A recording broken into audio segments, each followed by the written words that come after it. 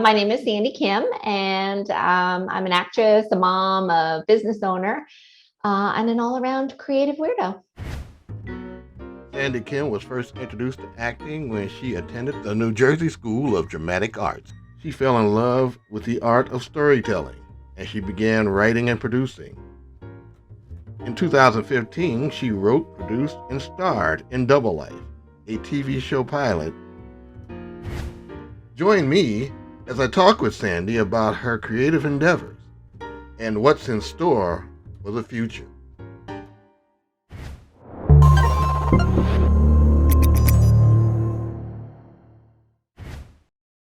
When did you start acting? What got you interested? Well, interested in acting probably from when I was a little kid. My mom tells me I was always like impersonating, doing voices, accents, making up little skits.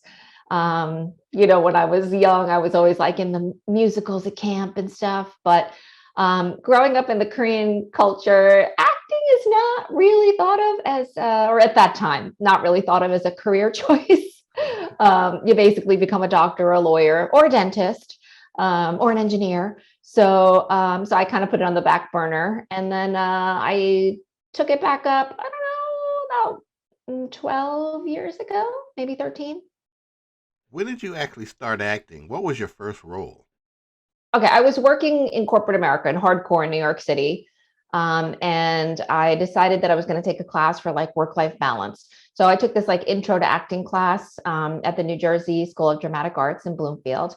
And after the first class, I was like hooked. So I actually went through a 2-year academy where we had to perform for the public, like on stage. So it was theater-based in order to get to the next level and graduate. And then at the end, then after that, I started taking film classes. So I think my very first like film role was for a student film, and it was like a post-apocalyptic, fun little sci-fi film. And I played a diner waitress who was serving people before the world blows up and comes to an end. Oh. That was my first official film role. And after that, I was hooked. I was like, oh my goodness, this is so much fun. And that was it. I was totally hooked. What were your inspirations in acting? What inspires you? That is a good question. I feel like, being a performer, a lot of people think acting is like pretending and putting something on. And I really think it's the opposite. I think it's being completely true to yourself and having like so much empathy and compassion and connection to other people and what's going on in the world that you want to like jump into people's reality to be able to understand them and tell their stories. So that's kind of really what inspires me. I'm not driven by, fame or fortune or money or anything like that. It's just, I don't know. I feel like God gave me this gift to tell stories, and I feel like stories are important. So, if you're a dramatic actor, which I love drama, sometimes you're telling a story and you can really change someone's perspective. Like, if you watch a really great movie or a great TV show and you see a performance, like it really makes you think and it makes you have compassion for people. And, it might actually inspire you to like take action. If you watch a movie about someone who has a strained relationship with their parent, and then, the parent passes away and they never got the opportunity to, make amends. It actually, I feel like it can inspire a person watching to actually take action and change their life. So, I don't know, to be in service in that way is really inspiring to me. And then I happen to love comedy, and I feel like, the world is such a chaotic, crazy place. And, we always think that like in the future, things will get easier, but we know that's a myth because it really doesn't. So to me also, to be able to make somebody laugh, just like to forget about how crazy life is just for a little bit and truly have a belly laugh or smile or be entertained and kind of taken out of it for a minute, is also like just a wonderful gift. Role models, do you have any? Well, I have so many, Rod, so that would be a whole week of conversation. On a personal level, I'd have to say my parents are my ultimate role models from the standpoint of just not letting any obstacle, big, small, monetary, health, societal, get in your way. So they're my ultimate, acting role models. I mean, there are so many. So I don't know, that would be a real long conversation, but I feel like in today's world, what I just love in general is the fact that, we have so many people just refusing to be put in a box. That's what I love about TV and film today is we have so much diversity in so many ways, and we just have people that are like breaking barriers and not allowing Hollywood or whatever your medium is to, put you in a box. So I don't know. I have so many role models. Can you touch on some of your previous projects? Sure. So like I said, so from an acting standpoint, most of my stuff has been more like on the independent film realm. And I've had the opportunity to work on some, pretty amazing projects. A lot of them are like streaming on Amazon, for example, or in the film festival circuit. The last couple of years, I kind of figured out how that I wanted to make the transition. So like my goal right now is I really want to be on network TV and in major movies. So I just joined the union a couple of years ago. And so like my trajectory is a little bit different. But up to this point, yeah, I've done a lot of, like I said, independent films for the most part. Got any current projects that you want to talk about, or? No, the last film I had the pleasure of doing was called Glass Walls. It's an independent faith-based film that we did in December, and I think that's probably going to come out in about, I don't know, the summer sometime. It was a film. It's actually like a fiction, but it's based on a real place where pastors from all over the country can go if they have issues and they need like some therapy and they need some help getting over issues, anything from like addiction to burnout, depression. So it took place in this retreat in Wickenburg, which is a real place, which I had never heard of. And so again, I think it'll be a great opportunity to add some exposure to this place so that real pastors and their families who are struggling will have the opportunity to find out about it. So that was my last project. And now I just really do a ton of training in class at least 3 times a week. So I basically have a script in my hand every single day. I know you had asked me a little bit about, advice and what's important to people that want to break into this field. And so I can't emphasize enough, that this to be an actor is like being an Olympian. You have to dedicate yourself, and you could do this as a hobby if you just like want to have some fun and do it on the side, which there's nothing wrong with that. But if this is your calling and what you want to do, you have to be prepared to really put in a lot of time and energy and work. And it's something where you have to be a continuous learner. You'll be learning and training for the rest of your life, basically. And the reason I say an Olympian is because, like, I told somebody this the other day, if you aspire to be in the Olympics, you could train for hours and hours and years and dedicate your life to this, but only one person gets the gold medal, right? One person gets the silver, one person gets the bronze. And, millions of tremendously gifted athletes never get anything, but it doesn't mean they're not fantastic. And it's the same with acting.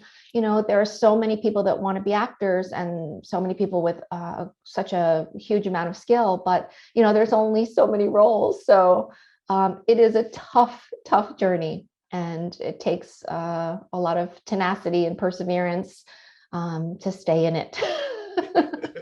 You do a lot of social media. I've seen a lot of your TikTok videos and your. Oh, well, that's a relatively new thing. Yeah. I know you had asked me kind of what's going on in the future. So TikTok, particularly, this is something I think, to segue from the last question, we didn't have all these platforms, right, 10 years ago. No, and so it was always the traditional, and I actually became a filmmaker for some time myself, partly because I just wanted to create my own opportunities. That's the thing I see. And that's why I'm inspired by so many young people, particularly because, there's so many opportunities to just create your own opportunity. You don't have to wait for somebody to cast you in something. You can, write your own scripts and cast yourself. And years ago, it was kind of traditional where you had to spend a lot of money and a lot of time making films. You had to have a big crew. But now you could just use all these great platforms, TikTok, Instagram, Facebook just added Reels. and create your own content. So I always said that I wanted to use TikTok particularly, and now Instagram Reels and Facebook Reels, but I just wasn't the strongest technologically.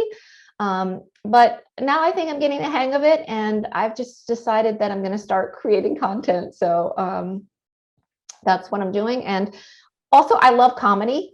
And I feel like a lot of times people forget that I do comedy. So part of it is I just want to create, again, my own series to remind people that that is something I'm passionate about. And honestly, I just wanted to bring the joy back. I wanted to rediscover my own joy for acting because, like I said, I love it. This is my passion, but it sometimes does feel like a job because, like I said, you're devoting hours. Like today it's 3:05 right now. In a couple hours I have class, so I have a script I have to prepare. I'm still trying to finish work. I have another class in 2 days. I'll be back at it. I have an amazing representation team, so they probably will send me, last minute auditions. So it's almost like having your own business. Being an actor is like being an entrepreneur. You are running your own business in a sense. So I just also wanted to like rediscover my joy for the art of performing and acting, if that makes sense. And so that's partly why I'm using all these platforms like TikTok and Instagram. And I have definitely rediscovered my creative side. So I'm having a blast.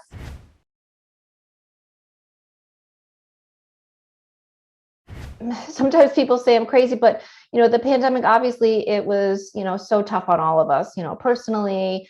But from an acting standpoint, it opened up so many doors. And I think it just depends on your perspective. So for me, I took it as an opportunity to, like you said, approach my craft and my art just in a different way. And I have to say, first of all, I got to give it to so many casting directors out there, who were also hugely impacted as our whole industry was. Were so generous, and a lot of them went on and continue to go on platforms, particularly Instagram. I don't know, that's the platform where I met and saw so many, and Twitter.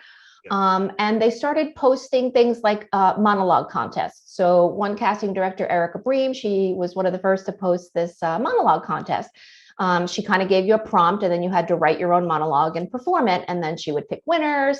And number one, it was a great opportunity because it gave us all something to do, something to create. It forced us to all learn or hone in on our technology because everything right now is self-tape. Self-tapes, that's how I do all of my auditions, which is phenomenal. But again, in the beginning, so that means, you get your audition, you set up your equipment, and you actually tape yourself from home. You get a reader and you do your whole audition from home. And that's really the norm now. And in the beginning, a lot of actors were super resistant, and they were like, oh my gosh, I don't know how to do this. I'm afraid. I don't want to go buy the equipment. I have to get a reader, so stressed out about it. And then, there was this big sentiment of people saying, well, you can't get that same chemistry because we're not physically in the room together and all this stuff. But for me and so many other actors, I just thought it's an amazing opportunity. Like here we can stay safe, especially during the height of the pandemic. We can keep learning, which is excellent for us, like, just as humans and intellectually, learn the technology, learn how to do something different, and we can still audition right from the comfort of our home. And people were a little scared. They were like, well, now I have to be the camera person and the makeup artist. And, now I have to learn technology to load it, which certainly you have to do all that stuff. But I mean, we're creative people. We can do this. So I just thought it was fantastic. Another casting director, Leah Daniels Butler, who was like a goddess. She would go every Monday and do monologue Mondays, and she would invite actors to submit like a 1-minute clip, and then she would select people, and she was like trying to help people get representation and agents and just put themselves out there. And these are like big time casting directors. She's the casting director for Empire and Precious. And so there were so many opportunities if you were willing to jump on them. I also was blessed enough, like I have an amazing manager, Luna Wise from Volition. I signed with her during the pandemic. I got new representation in Los Angeles, 90210, Theo Caesar. I got an agent in Chicago during the pandemic. So and my agent Danny's here in Phoenix, they stayed strong, kept in touch with people, tried to reinvent themselves so that people could keep working. So there was just so many opportunities to keep learning and growing and hone our skills. And I think again, it's just up to you to decide what your perspective is. Are you going to give up and say, this is insurmountable and I'm depressed and I can't do this? Or are you going to open new doors for yourself? All right. What about plans for the future? So plans for the future, like I said, I am just going to keep plugging away. I think I kind of already shared with you. My thing right now is just focusing, in addition to continuing to train and, continuing to stay, blessed and grateful for all the opportunities I have, is just I'm focused on content creation. So I'm going to try to create my own content and put myself out there so that I have more exposure. I don't want to get, my reps are phenomenal and they pitch me and they're, so hardworking, but Yeah. I don't want to put all of the onus on them. So I'm going to try to create my own content and put it out there more productively than I have in the past, so that they, so I can get more exposure, and hopefully, casting people, producers, directors can maybe see a new face, and hopefully you'll see me on my own TV show soon. Can't wait. Can't Thank wait. you, Rod. Parting words of wisdom. Parting words of wisdom, just, stay positive, stay blessed, stay grateful. And, for the actors out there, take care of your health, physical health, emotional health, spiritual health. I don't think people talk about that enough, but, it's a really tough industry, and, it requires a lot of stamina, a lot of staying power, and self-care, because it's so easy to be mired in self-doubt. And I've seen a lot of super talented, incredibly gifted people give up because they were mired with self-doubt. And so I think that's really a shame. So I just want to encourage everyone to really take care of yourself, your physical and your mental health as well. Well, thank you, Sandy, for Thanks for doing having this. me.